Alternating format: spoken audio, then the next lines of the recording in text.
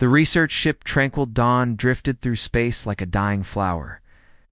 Its living walls, once bright green and pulsing with healthy light, now showed patches of brown decay. Captain Veltar pressed his 4 delicate hands against the ship's biosensors, feeling the vessel's pain through his fingertips. The organic hull was slowly dying, and there was nothing he could do to stop it. Veltar's translucent wings trembled with worry. His large compound eyes reflected the fading glow of the ship's corridors. Round him, his crew of 42 other Zephyrians moved with quiet panic.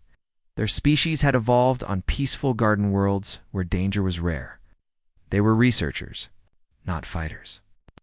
They studied plants and small animals, recorded songs of distant birds, and wrote poetry about the beauty of untouched worlds. Captain, called Salandra, the ship's medical officer. Her voice carried the sweet scent of fear pheromones.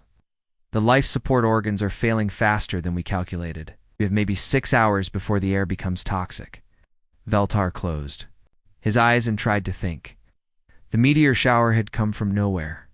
Their sensors had detected nothing until the space rocks were already tearing through the ship's living hull. The Tranquil Dawn was designed for peaceful exploration, not combat or emergency survival. Its bioarmor was meant to protect against cosmic radiation, not high-speed impacts. Have we received any response to our distress signal? Veltar asked. Communications specialist Elthra shook her head, her antennae drooping with disappointment. I have been broadcasting on all coalition frequencies for 3 hours. No other research vessels are in this sector. Veltar was not surprised. This region of space was marked as dangerous in all Galactic Harmony Coalition charts. It sat near the border of a system labeled as Extreme Hazard Zone, Deathworld inhabited. Most civilized species avoided this area completely. Only the Tranquil Dawn had come here because they were studying how life might survive in hostile environments. The irony was bitter. Keep broadcasting, Veltar ordered. Someone might hear us, but he knew the truth. They were going to die here. Far from their beautiful homeworld of Zephyr Prime, his crew would never again see the crystal lakes and singing forests of their birth. Their families would wait for news that would never come.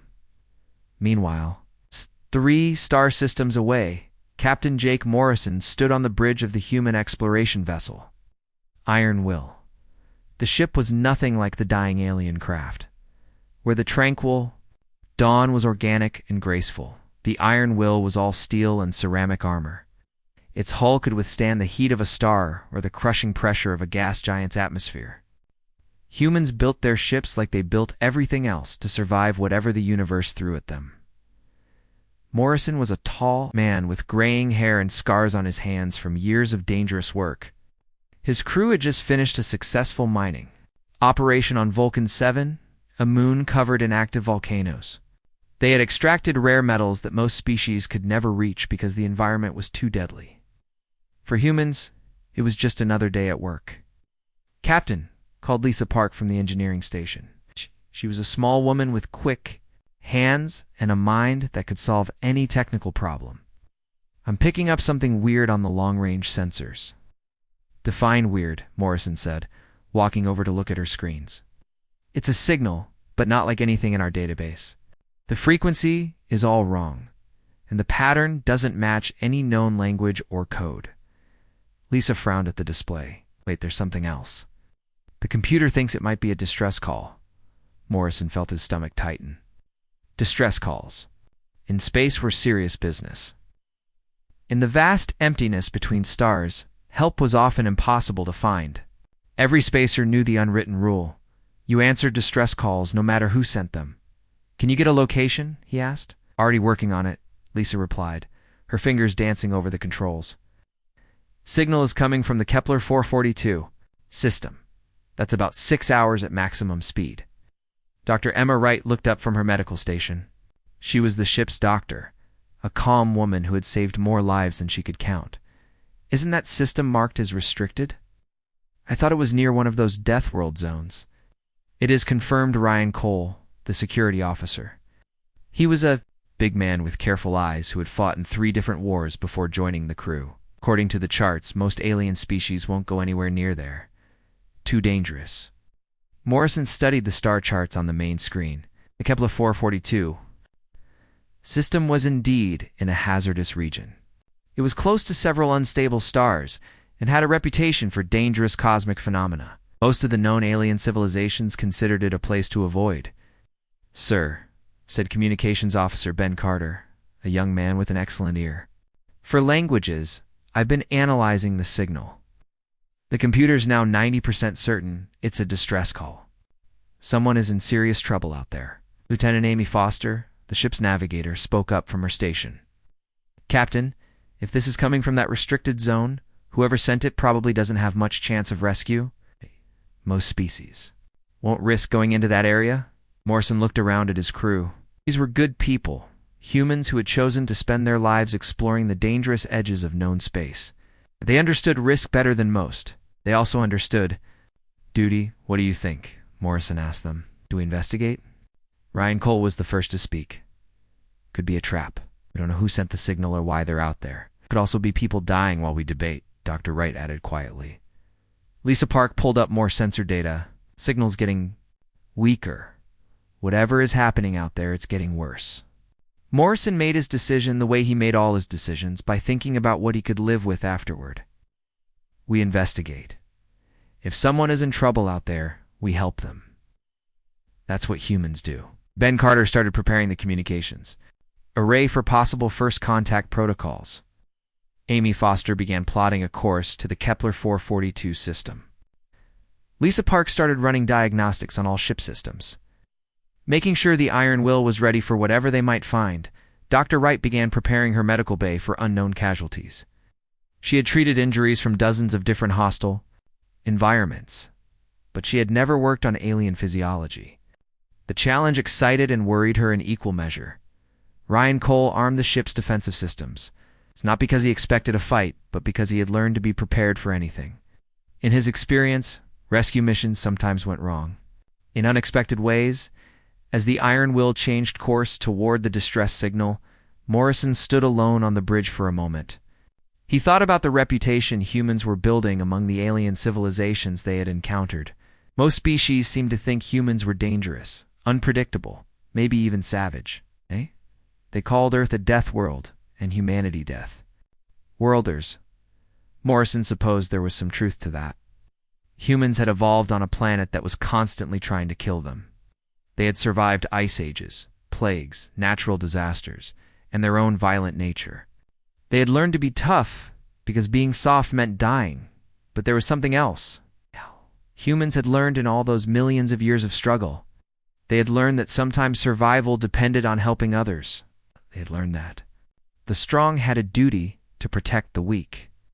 They had learned that leaving others to die was a luxury no decent person could afford. The Iron Will jumped to faster than light speed, racing toward a distress call from an unknown species in a dangerous part of space. Morrison hoped they would arrive in time to help. He also hoped that whoever had sent the signal would understand that humans, despite their fearsome reputation, were coming to save them. In the depths of space, two very different species were about to meet for the first time. Neither knew what to expect from the other. The Iron Will dropped out of faster-than-light speed at the edge of the Kepler 442 system. Captain Morrison stood on the bridge, watching the main screen as sensors swept the area for the source of the distress signal. What they found made everyone stop and stare. "My God," whispered Dr. Wright. "What is that thing?" Floating in space before them was a ship unlike anything any human had ever seen. It looked more like a giant dying flower than a spacecraft. Its hull was organic, covered in what appeared to be scales or petals that were slowly turning from green to brown. Sections of the vessel pulsed weakly with fading bioluminescent light, like a heart that was barely beating. "It's beautiful," said Amy Foster, her voice full of wonder. "It's dying," Lisa Park corrected, studying her sensor readings. "Whatever that ship is made of, it's failing fast. The energy signatures are dropping every minute." Ben Carter worked frantically at his communications station. "I'm trying to establish contact, but their technology is completely different from ours. It's like trying to talk to a tree." Morrison moved closer to the main screen. The alien vessel was easily twice the size of the Iron Will. but it seemed fragile rather than threatening. Parts of its hull were peeling away like dead leaves, and he could see atmosphere leaking from several breaches. "How many life signs?" he asked. Dr. Wright checked her medical sensors. "Hard to tell with that organic hull, but I'm reading at least 40 distinct biological signatures." "They're weak but still alive, Captain," Ryan Cole said from his security station. "I'm not detecting any weapons on that ship. This is a trap. It's not a very good one." Morrison nodded. The ship before them was clearly in distress, not preparing for battle. "Ben, keep trying to make contact." "Lisa, can you tell what happened to them?" Lisa studied the sensor data more carefully. "From the damage pattern, I'd say they were hit by multiple high-speed impacts. It's probably a meteor shower or debris field. Their hull absorbed most of the damage, but it's organic material. It can't heal fast enough to keep up with the injuries." On the dying ship, Captain Veltar felt another shudder run through the Tranquil Dawn's failing systems. The ship's pain was his pain, transmitted through the bioneural connections that linked all Zephyrian vessels to their crews. He could feel the vessel's life force ebbing away like water through his fingers. "Captain!" Elthra called out, her voice high with excitement and fear. "Someone is answering our distress call." Veltar rushed to the communications station. After hours of silence, hearing any response was like finding water in a desert. "What are they saying?" "I don't know," Elthar admitted. "Their language is completely unknown. The computer can't translate it. But Captain, there's something else. I've identified their ship's design." She brought up a holographic display showing the vessel that had appeared near them. Veltar's compound eyes widened in terror. The ship was angular and armored, built like a weapon. Its hull was metal and ceramic, materials that suggested a species comfortable with violence and harsh environments. "The computer identifies ship classification," Veltar ordered. The ship's biological computer system responded in its melodic voice. "Design matches known patterns for Deathworlder combat vessel. Hull composition suggests origin from Class 12 hostile environment. Probability of human origin? 97%. The bridge fell silent. Every Zephyrian knew about humans, though few had ever seen one. They were the stuff of Coalition nightmares, beings who had evolved on a world so deadly that it had forged them into living weapons. Humans were said to be aggressive, unpredictable, and capable of violence that would horrify civilized species. "Why would Deathworlders respond to our distress call?" whispered Salandra. Veltar tried to think clearly, despite his fear. Coalition records said that humans were dangerous, but they also said that humans had never attacked without provocation. Perhaps there was hope. "They haven't fired on us," he said, trying to convince himself as much as his crew. "Maybe they mean no harm." On the Iron Will, Ben Carter suddenly straightened up at his station. "Captain, I'm getting something. It's not language, but I think they're trying to send us mathematical concepts, universal constants, prime numbers, that sort of thing," Smart Morrison said approvingly. "Mathematics is the same everywhere. Can you respond?" "Already working on it," Ben replied, his fingers flying over his controls. "I'm sending back the same patterns to show we understand." For the next hour, the two ships engaged in the most basic form of communication possible. Numbers led to simple concepts. Concepts led to crude pictographs. And pictographs slowly began to form the foundation of understanding. Dr. Wright watched the process with fascination. They're quick learners and patient.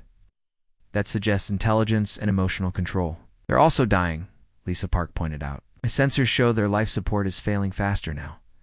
Whatever that ship is made of, it can't take much more damage." Morrison made a decision. "Ben, can you communicate the concept of help? Let them know we want to assist them?" Ben worked for several minutes, then transmitted a series of symbols and images. The response came back quickly, more symbols that the computer was slowly learning to interpret. "I think they understand," Ben said. "But Captain, there's something else. They're sending us what looks like warning symbols. I think they're trying to tell us to stay away." "Stay away." Frowned. "Why would they warn us off if they need help?" Dr. Wright studied the medical data she was receiving. "Maybe they think we're dangerous to them. Their biology is completely different from ours. What's safe for us might be deadly for them." On the Tranquil Dawn, The debate was becoming desperate. Half the crew wanted to accept help from the humans, while the other half feared what the Deathworlders might do to them. "They could board our ship and kill us all," argued Marevin, the ship's biotechnician. "Coalition records say humans are capable of incredible violence."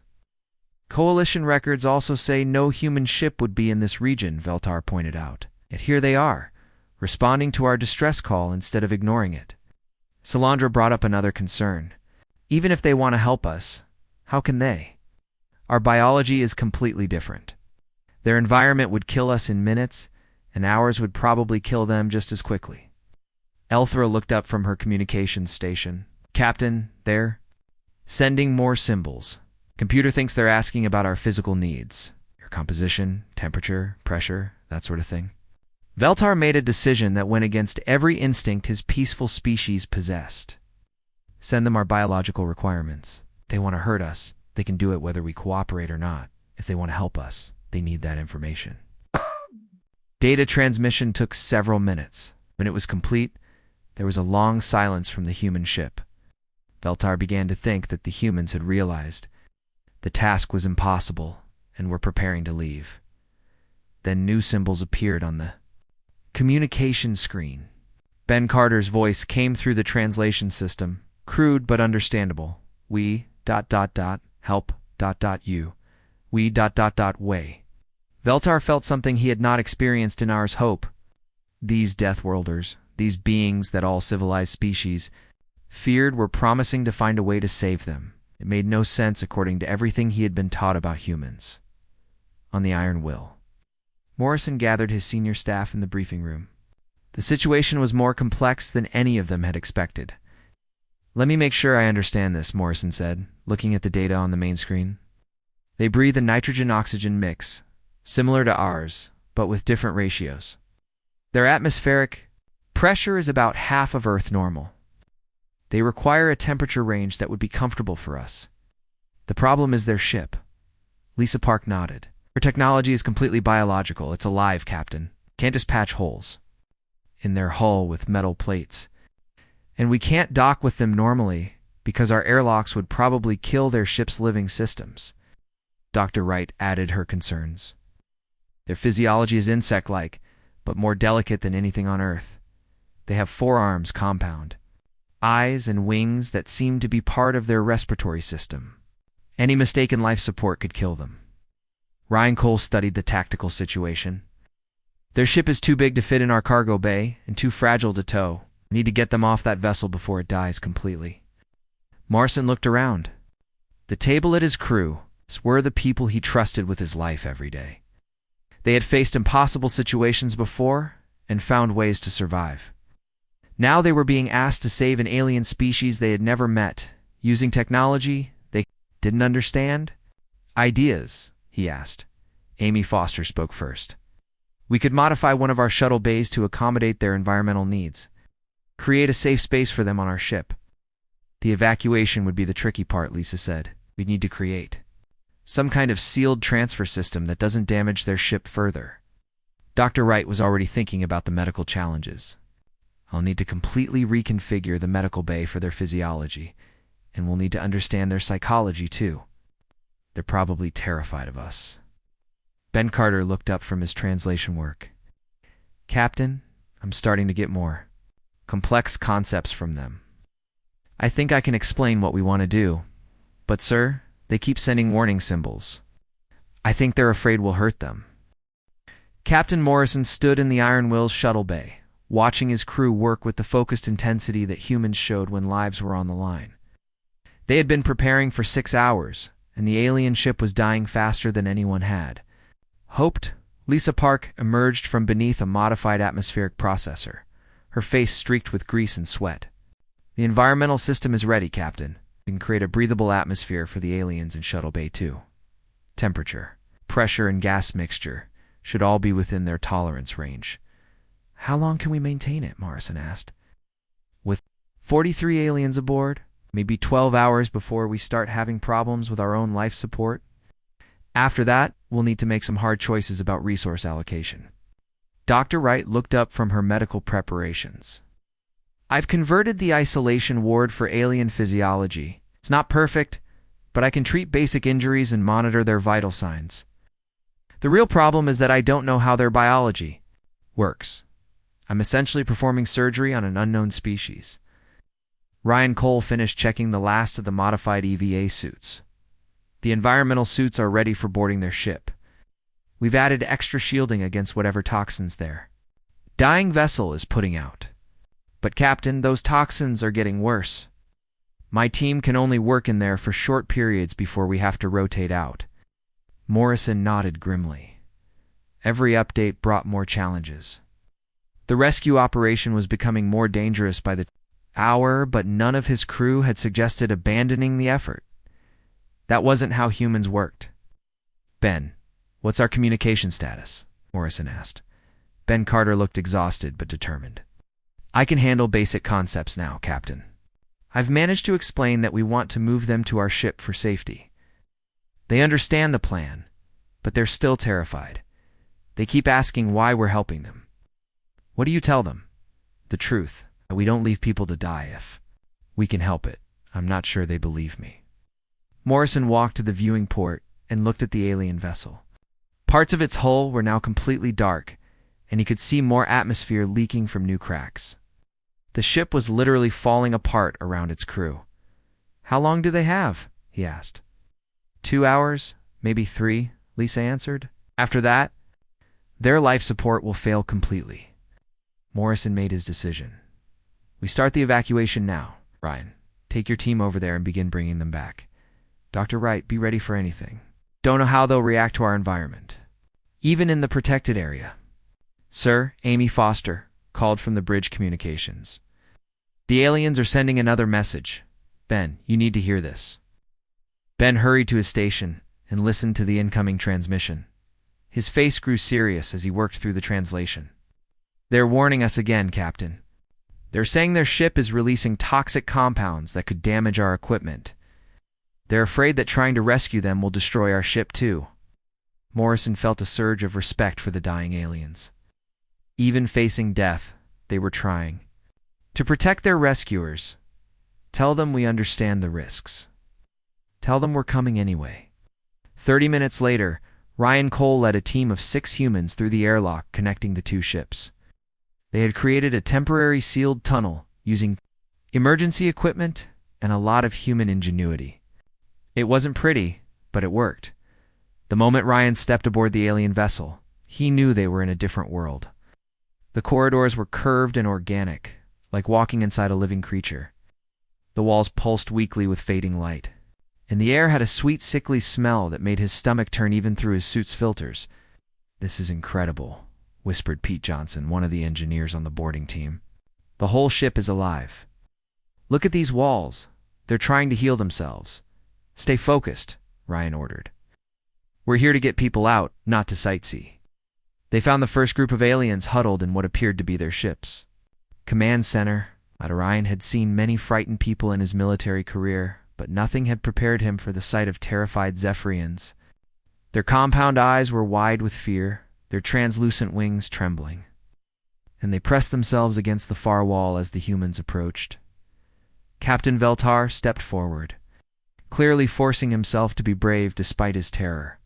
Through the translation system, his voice came through thin and scared. Please, ... do not hurt my crew. If you must kill us, kill me first. Ryan felt his heart break a little. These beings thought humans were monsters who would murder them for fun. Slowly removed his helmet, showing his human face, and spoke in the calmest voice he could manage. We're not here to hurt anyone. We're here to help you. My name is Ryan. What's yours? The translation took a moment, but when it came through, Veltar's whole body posture changed slightly. The concept that a Deathworlder would ask his name, would treat him as a person rather than prey, was completely outside his experience. I am ... Veltar. You are truly here to help us. We are. But we need to move quickly. Your ship is dying and we need to get you to safety.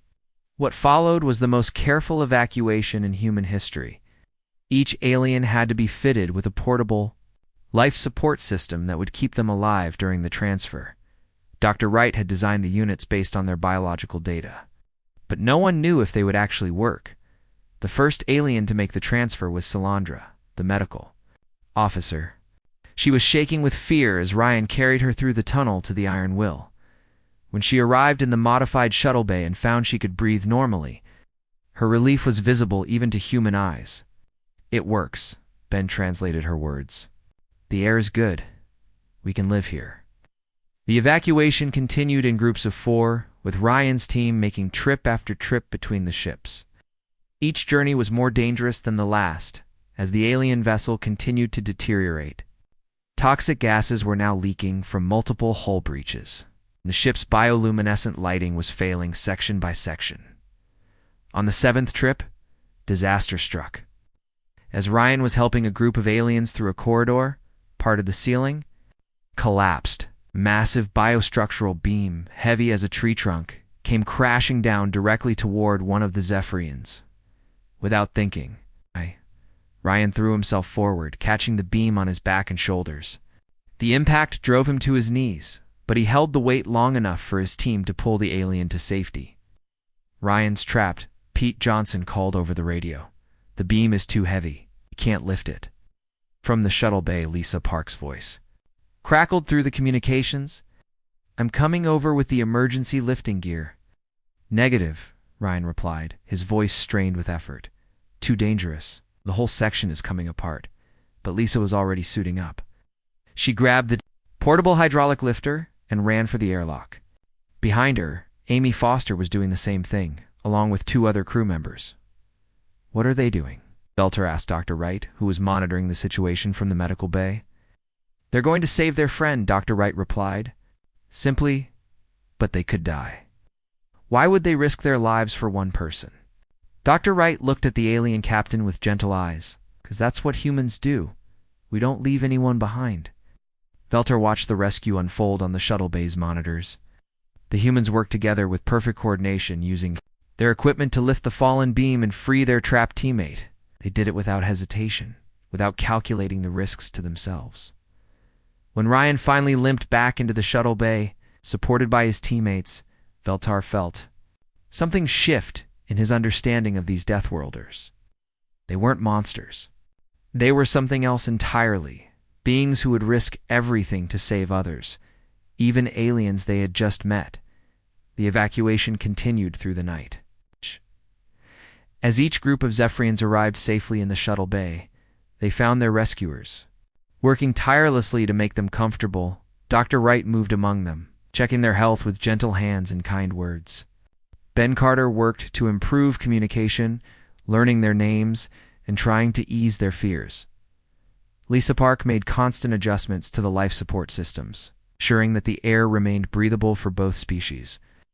Amy Foster coordinated the transfers with military precision, making sure everyone knew where they needed to be and when. When the last group was finally brought aboard, Ryan Cole collapsed into a chair, exhausted but triumphant. His back was badly bruised from the fallen beam, but he had refused medical treatment until all the aliens were safe. "That's everyone," he reported to Captain Morrison. 43 aliens, all alive and stable." Morrison felt a wave of relief wash over him.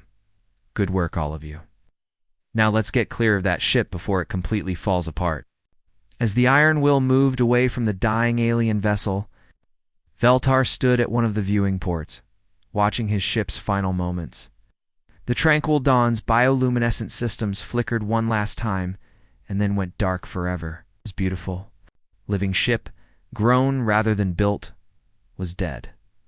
But his crew was alive. All 43 of them had been saved by beings they had feared as monsters.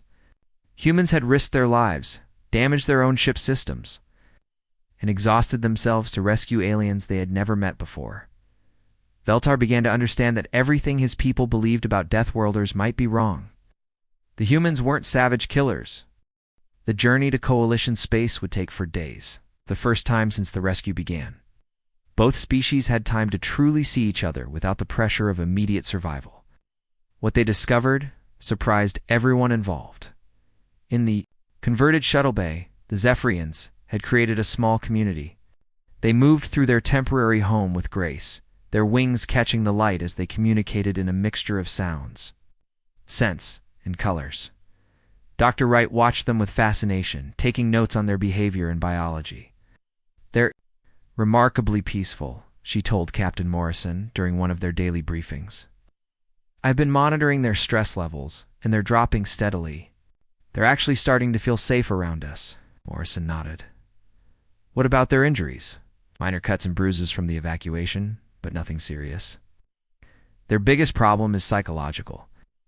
They've been taught their whole lives that Deathworlders are monsters. Having that belief challenged is causing them real mental distress." In the shuttle bay, Salandra worked alongside Dr. Wright, learning human medical techniques while teaching about Zephyrian biology. It was the first time either species had shared medical knowledge, and both doctors found the experience fascinating.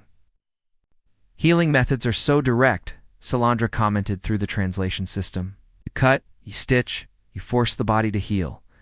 We grow new tissue, guide the body's natural processes, work with biological systems instead of against them." Dr. Wright examined a sample of Zephyrian healing gel under her microscope. "This is incredible. Your medicine is completely biological. No synthetic chemicals at all. How do you treat infections?" "We use organisms that eat the harmful bacteria." "How do you treat infections without living medicine?" "We kill the bacteria with chemicals that are more toxic to them than to us," Dr. Wright explained. "It's crude, but effective." Salandra's compound. Eyes widened. "You poison yourselves to kill diseases. How do you survive such treatment?" "We're tougher than we look," Dr. Wright said with a smile. Meanwhile, Lisa Park found herself working with Evan, the Zephyrian biotechnician. They were trying to understand each other's technology, and the differences were staggering. "Grow your tools?" Lisa asked, holding a Zephyrian bioscanner that looked more like a living flower than electronic equipment. "Of course," Evan replied. "Wait. We plant a seed, provide the right nutrients and growth signals, and in a few days, we have a functioning device." "How do you make your tools?" Lisa gestured to a standard human scanner. "We mine metals, refine them, shape them into components, assemble the parts, and program the electronics. It takes months of work by hundreds of people." "But why make something dead when you can grow something alive?" Moravan asked. "Because dead things don't get sick, don't need food, and don't die of old age," Lisa replied. "They're reliable. Living things can heal themselves, adapt to new situations, and grow stronger over time." The two engineers stared at each other, each beginning to see the advantages of the other's approach. Lisa started thinking about self-repairing spacecraft, while Morevan wondered about the stability of non-biological systems. Ben Carter spent most of his time with Elthara, working to improve their translation system. What started as a technical challenge became a deep conversation about language, thought, and culture. "Your language has no words for conquest or domination," Ben observed. "How do you describe competition?" "We have words for growth together and harmony seeking," Elthara explained. "When two groups want the same thing, they find ways to share or create more." "What is the purpose of conquest? Taking resources from others? Controlling territory?" "Defeating enemies," Ben said, then immediately felt uncomfortable describing it. "But why would you want enemies? Why not make them into friends?" Ben thought about human history, the wars, the empires, the centuries of conflict. Sometimes people can't agree. Sometimes they want things that can't be shared. Then you make new things or find new places. Fighting destroys resources. Cooperation creates them. Ben began to understand why the coalition viewed humans as dangerous. Not because humans were evil, but because human thinking was fundamentally different from species that had never known scarcity or conflict. Captain Beltar spent hours talking with Captain Morrison, trying to understand the human concept of duty. The conversation happened on the bridge during Morrison's night watch. When the ship was quiet and both captains could speak freely, "You risk your lives for strangers," Beltar said. "Your crew could have died saving us." "Why?" Morrison looked out at the stars. "Because that's who we are. Humans learned a long time ago that we're stronger together than apart. It take care of each other because someday we might need someone to take care of us. But we are not human. We are not your people. Your people, that's enough. Veltar struggled to understand. In coalition space, each species cares for its own. We cooperate because it benefits everyone, but we do not risk everything for others. Maybe that's why you're all so peaceful, Morrison said. You never had to learn that sometimes the right thing to do is also the dangerous thing to do. Is that why humans are called Deathworlders? Because you choose danger? Morrison considered the question carefully. We're called Deathworlders because we come from a world that tried to kill us every day for millions of years. We learned to be tough, to fight, to never give up. But we also learned that survival sometimes means helping others survive too. On the third day of their journey, the Iron Will received an urgent message from Coalition Space. Amy Foster brought the decoded transmission to Morrison immediately. Captain, you need to see this. It's from the Zephyrian homeworld. They know about the rescue. Morrison read the message, and his expression grew serious. They want us to hand over their people at the border of Coalition Space. They're sending a fleet to escort the survivors home. That doesn't sound like a problem, Amy said. Keep reading. Amy scanned further down the message. Oh, they want us to transfer the survivors without any human contact with Coalition officials. They don't want other species to know that humans saved Zephyrian lives. Morrison felt anger building in his chest. They're ashamed that Deathworlders rescued their people. The news spread quickly through both crews. The Zephyrians were conflicted, happy to know they would see their families again. But disturbed by their government's attitude toward their rescuers. The humans felt insulted but tried not to show it. Veltar was the most upset of anyone. He came to Morrison's quarters that evening, his usually graceful movements sharp with agitation. This is wrong, he said through the translator. My government wishes to hide the truth of what you have done. They fear that other species will think less of us for needing Deathworlder help. Maybe they're right, Morrison said quietly. Maybe it would be better for everyone if we just hand you over and pretend this never happened. No. Veltar's voice was firm. What you have done should be known throughout the galaxy. You saved 43 lives without asking for anything. In return, you risked your ship and your crew for strangers who feared you. This is not something to hide. That night, Veltar called a meeting of all the Zephyrian survivors. They gathered in their temporary home, their bioluminescent patches glowing softly as they discussed what they had experienced. We have seen the truth about Deathworlders, Veltar told them. They are not monsters. They are beings who refuse to let others suffer when they can help. The Coalition has been wrong about humans, but if we tell the truth, we will be outcasts. No other Zephyrian will understand why we trust Deathworlders. Then we will be outcasts who tell the truth, rather than accepted citizens who live a lie. Veltar replied. Moraven raised another concern. The Coalition government will silence us. It will not allow us to speak about this rescue. Then we will find ways to speak that they cannot silence. The debate continued for hours. By morning, the Zephyrians had made their decision. They would tell the truth about their rescue, regardless of the consequences. But first, they had to survive what was coming. Long-range sensors had detected the Coalition fleet waiting at the border. 50 ships, including several that were designed specifically to deal with dangerous species like humans. Dr. Wright discovered the final problem during her morning medical checks. Captain, she called Morrison to the medical bay. We have a serious situation. Aliens' biology is more fragile than we thought. The stress of the rescue, combined with the different environment on our ship, is causing immune system failures. How bad? 3 of them are already showing signs of serious illness. Without proper medical treatment using their own biological systems, they could die within hours. Morrison stared at the medical readings. Can you treat them with our equipment? Can try, but their biology is too different. I need their medical technology, their biosystems, their healing organisms. I need another Zephyrian medical facility. The nearest one is on the Coalition fleet waiting for us. Then we need to get them there fast. But Captain, if we hand them over at the border, the Coalition will take them away immediately. I won't be able to continue monitoring their condition or helping with their treatment. Morrison faced an impossible choice. If he kept the aliens aboard the Iron Will, they might die from medical complications.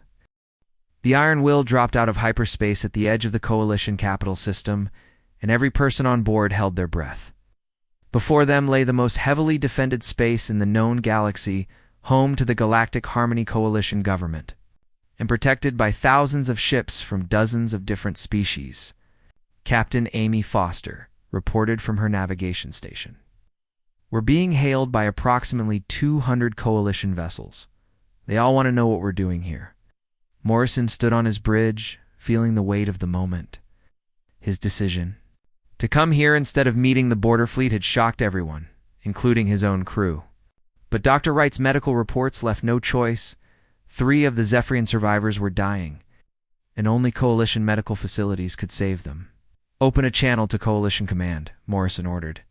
The main screen flickered to life, showing a being unlike anything the humans had seen before. It was tall and crystalline, with faceted skin that reflected light in rainbow patterns. This was Executor Prism of Truth, leader of the Coalition Council and representative of the ancient crystalline species. Human vessel, the beings translated. The voice was cold and formal. You have entered restricted space without authorization. Explain your presence immediately. Morrison stepped forward. Executor. I am Captain Jake Morrison of the human ship Iron Will. We are carrying 43 Zephyrian survivors who require immediate medical attention. 3 of them are dying. Zephyrian survivors. The Executor's crystalline form shifted, light patterns changing across its surface. Explain. We rescued them from a damaged research vessel in the Kepler 442 system. Their ship was destroyed, and they need Coalition medical care to survive. There was a long pause. The Executor was clearly communicating with others, though no sound came. Through the channel, finally it spoke again. Human vessel. You will transfer the Zephyrian citizens to Coalition medical ships immediately. You will then depart this system and await further instructions at the border. Negative, Morrison replied, and he could feel his crew tense behind him. Survivors require continuous medical monitoring during transfer. My doctor needs to accompany them to ensure their safety. That is not acceptable.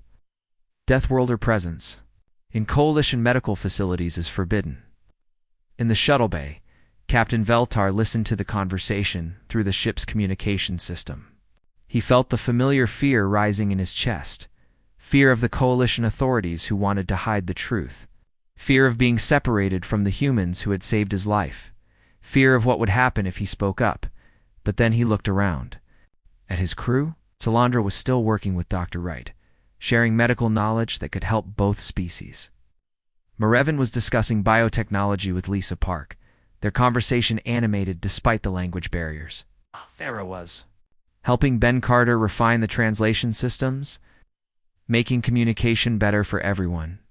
These humans had risked everything to save them. Now it was time for the Zephyrians to return the favor. Veltar walked to the communication panel and activated the ship-wide intercom.